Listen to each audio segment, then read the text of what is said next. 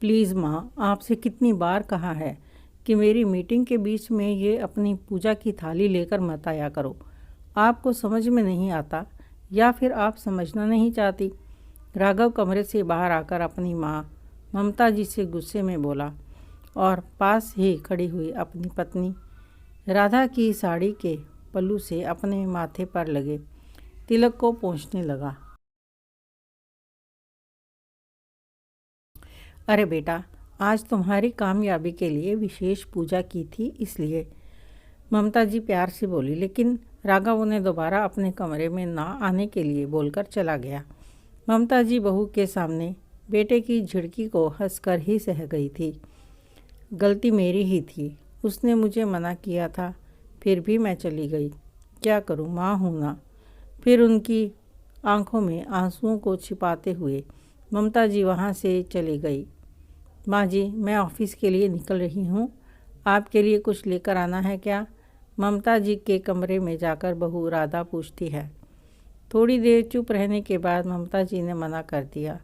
राधा वहीं खड़ी होकर थोड़ी देर तक उन्हें देखती रही। फिर धीरे आज ऑफिस पहुंचने के बाद राधा का किसी काम में मन नहीं लग रहा था। बार बार से सासू माँ का चेहरा याद आ रहा था।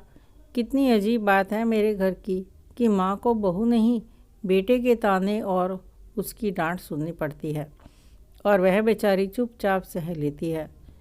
दुनिया की तुम पहली बहू होगी जो सास के लिए परेशान होगी।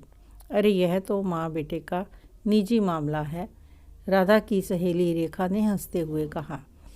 एक माँ अपने बच्चों के बेहतर भविष्य के लिए जीवन भर कितने ही कष्ट सहन करती है, बदले में उससे चाहती ही क्या है? बस थोड़ा सा सम्मान। और एक माँ की नज़र से देखो, अगर मेरा बेटा मोनू भी कल मेरे साथ यही सब करे तो बच्चे वही सीखते हैं जो देखते हैं। एक माँ के सम्मान के लिए अब मुझे ही कुछ करना होगा। राधा कुछ देर सोचते हुए बोली। फिर रेखा को उत्सुकता हुई। फिर उसने पूछा, लेकिन तुम यह कैसे करोगी? बहुत आसान है। बेटे को सीधा करना हो तो बहू को थोड़ा टेढ़ा हो जाना चाहिए।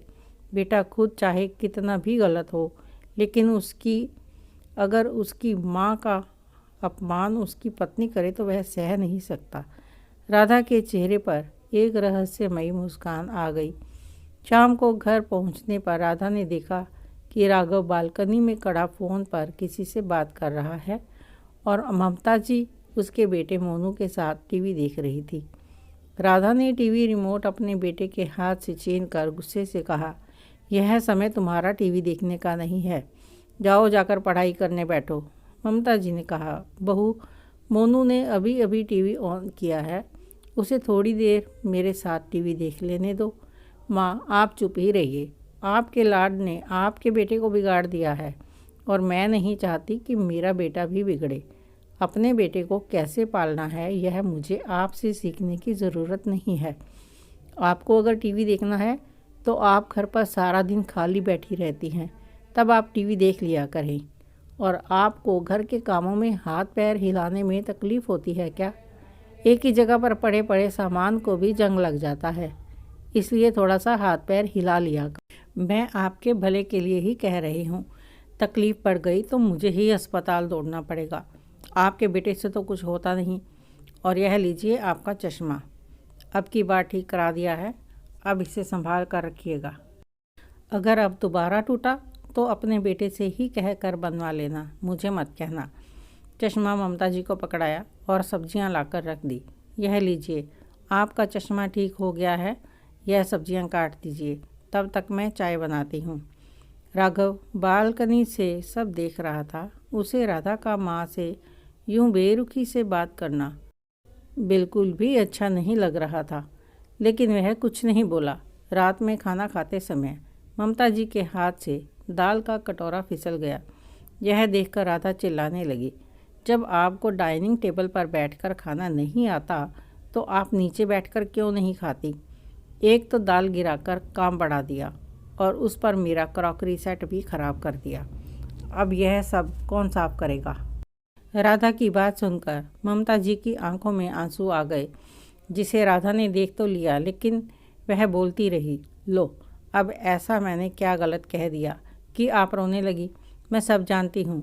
यह सास लोगों के हथकंडे कि जानबूझकर अपने बेटे के सामने आंसू बहाना, बेचारी होने का नाटक करना और फिर अपने बेटे को यह दिखाना कि बहू अत्याचार करती है।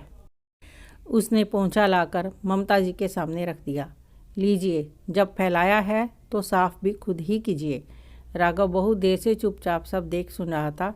अब शायद उसके लिए यह सब कुछ असहनीय होता जा रहा था। राधा, तुम्हें क्या हो गया है? माँ से किस तरह से बात कर रही हो तुम? और उसने माँ के हाथ से पोंछा छीन लिया। क्या? किस तरह से बात कर रही हूँ? ठीक ही तो बोल रही हूँ। अब उनकी हरकतें तो तुम भी देख रहे हो। हाँ, शाम से देख ही रहा हूँ कि तुम बिना बात के माँ पर चिल्ला रही हो। माँ है, अगर कुछ बुरा लगा तो आराम से भी तो तुम उनसे बात कर सकती हो। हर बात पर माँ का अपमान करना ये अच्छे घर की बहू को शोभा नहीं देता। राघव राधा को गुस्से में देखने लगा। अच्छा, तो क्या अच्छे घर के बेटे को माँ का अपमान करना शोभा देता है? तुम तो माँ के साथ हमेशा बदतमीजी से बात करते हो। वह क्या सही है? तुम बेटे हो, इसलिए कैसे भी बात करो, कोई उंगली नहीं उठाएगा। और बहू ने एक बार ज़ोर से बोल दिया तो तुम्हारी उंगली उठ गई। मुझे समझाने से पहले खुद को समझाओ कि माँ है वह, माँ। राधा की बात सुनने के बाद वहाँ पर सन्नाटा पसर गया।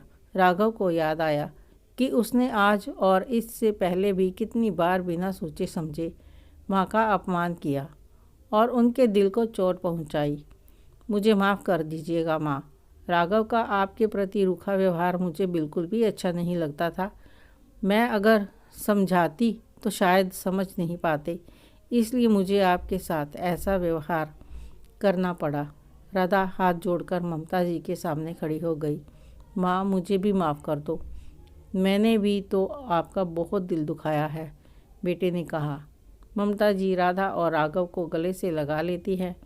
माँ का अपमान तब नहीं होता जब बहू उनका अपमान करती है, बल्कि माँ का अपमान तो तब होता है जब अपना बेटा उनका सम्मान नहीं करता। आपको यह कहानी कैसी लगी कमेंट करके अवश्य बताएं। अच्छी लगी हो तो लाइक करें, शेयर करें, सब्सक्राइब अवश्य करें। धन्यवाद।